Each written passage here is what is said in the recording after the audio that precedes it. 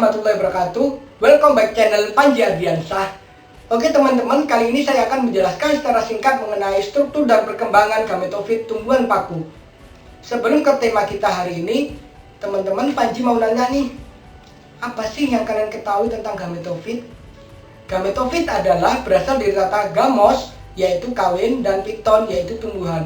Jadi gametofit adalah bentuk kehidupan yang berfungsi melakukan reproduksi secara seksual atau generatif pada organisme yang mengalami pergiliran keturunan.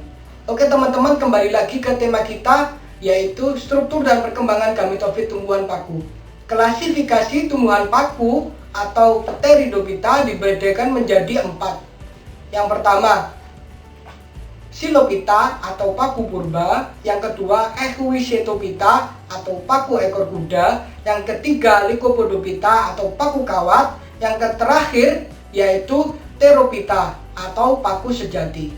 Pembahasan yang pertama teman-teman mengenai siklus paku purba atau Psilophyta.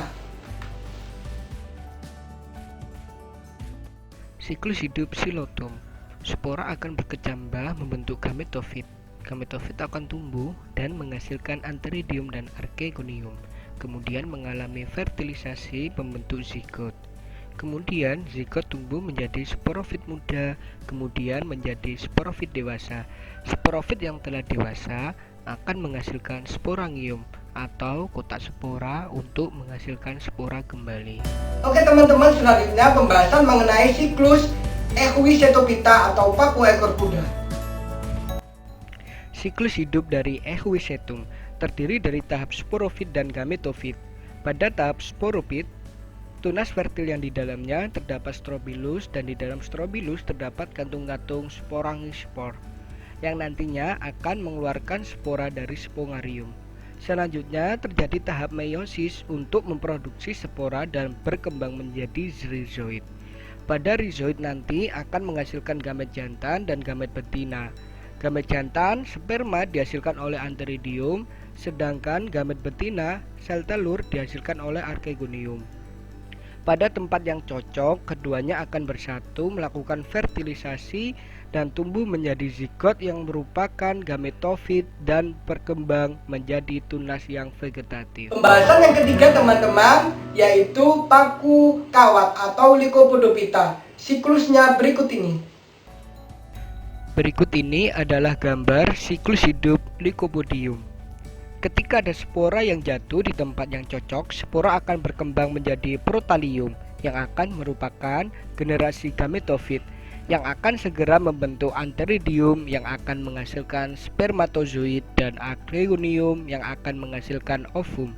Ketika spermatozoid bertemu dengan ovum, akan terbentuk zigot yang diploid yang akan segera berkembang menjadi tumbuhan paku. Oke teman-teman, pembahasan terakhir mengenai siklus Pterophyta atau paku sejati. Berikut ini adalah siklus hidupnya. Kita mulai pembahasan siklus hidup ini dari spora yang dihasilkan paku. Spora tersebut bersifat haploid dan apabila jatuh di tempat lembab akan tumbuh menjadi gametofit muda. Gametofit ini disebut juga protalium. Apabila telah matang akan mengembangkan atau memunculkan antheridium dan archegonium. Sperma hanya dapat bergerak menuju ovum apabila lingkungan sekitar berair. Sperma yang telah bersatu dengan ovum melalui fertilisasi akan menghasilkan zigot yang bersifat diploid. Zigot akan berkembang menjadi sporofit paku.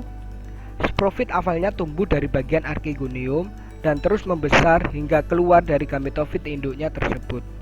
Sporofit akan tumbuh dengan melakukan fotosintesis. Spora paku akan berkembang dalam kotak spora atau sporangium. Setelah spora matang, kotak spora akan pecah kemudian mengeluarkan isinya ke dalam sekitar. Kemudian siklus di atas akan terulang kembali. Oke teman-teman, cukup sekian penjelasan dari saya secara singkat mengenai struktur dan perkembangan gametofit tumbuhan paku. Semoga apa yang saya jelaskan bermanfaat bagi kalian semua. Dan apabila penjelasan dari saya kurang atau salah kata, mohon dimaafkan.